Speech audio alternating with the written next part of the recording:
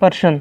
बघेई कहानी के आधार पर आदिवासी जनजीवन के विविध परिप्रेक्ष्यों प्रसंगों पर चर्चा कीजिए। उत्तर। बघेई कहानी के आधार पर यहाँ हम आदिवासियों के दो तरह के जीवन पर चर्चा करेंगे। नंबर 1 धार्मिक जीवन, नंबर 2 सामाजिक जीवन। नंबर 1 धार्मिक जीवन, इसको हम डायग्राम के आधार पर वर्गीकृत करते हैं। ओडिया के कोरापुट जिले में रहने वाले आदिवासी लोगों की धार्मिक मान्यताओं को निम्न बिंदुओं द्वारा वर्णित करते हैं।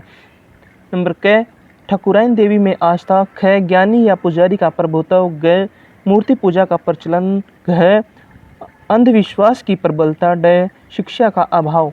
क ठाकुराइन देवी में आस्था। आदिवासियों की ठाकुराइन देवी में प्रबल आस्था है।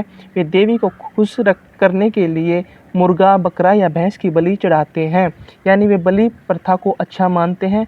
उनको लगता है कि यदि देवी प्रसन्न रहेगी तो फसल भी अच्छी होगी और बीमारियों या प्राकृतिक विपदाओं से भी देवी हमारी रक्षा करती रहेगी।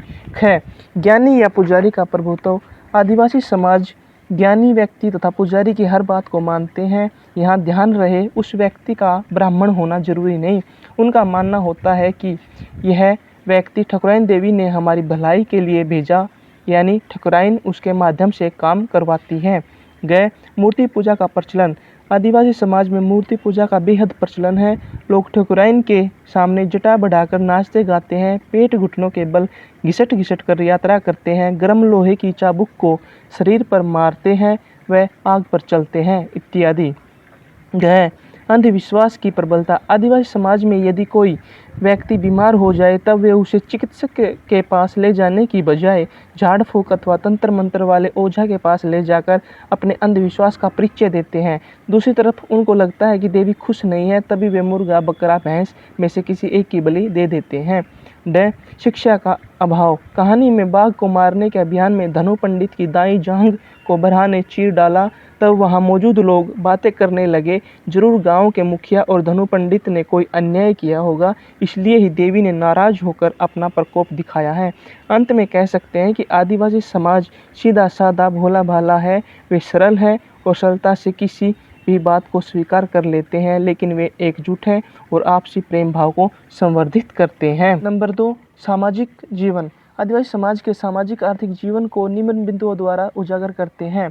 इसको भी डायग्राम के द्वारा समझाया गया है। क संतुष्टशील प्रवृत्ति, ख परिश्रमी, ग परोपकारी, घ सरोत्साह, ड विज्ञान तकनीक की बजाय अनुभव को वरीयता। क संतुष्टशील प्रवृत्ति। आदिवासी लोगों को धन दौलत की तरफ से कोई आपत्ति नहीं है, क्योंकि उनके पास जो भी थोड़ा बहुत धन होता है उससे वे संतुष्ट रहते हैं। ज़्यादा धन का उनको लालच नहीं होता, इसलिए उनकी संतुष्टशील प्रवृत्ति रहती है।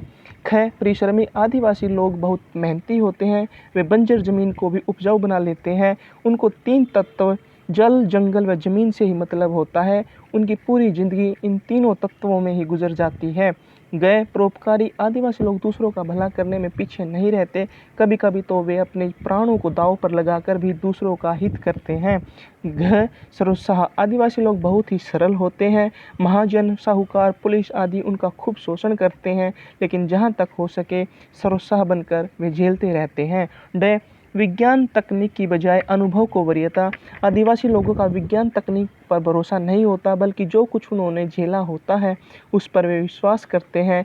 कहानी की पंक्ति। अगर कहो कि अमुक जंगल में हाथियों के भी पंख होते हैं और वे उड़ते हैं तो क्या हम विश्वास करेंगे। अंत में कहा जा सकता है कि जीवन की क्षणभंगुरता भले ही यहाँ वर्णित है, लेकिन खोती जा रही संवेदना और मूल्य संकट के बारे में भी रचनाकार सावधान प्रतीत होता है।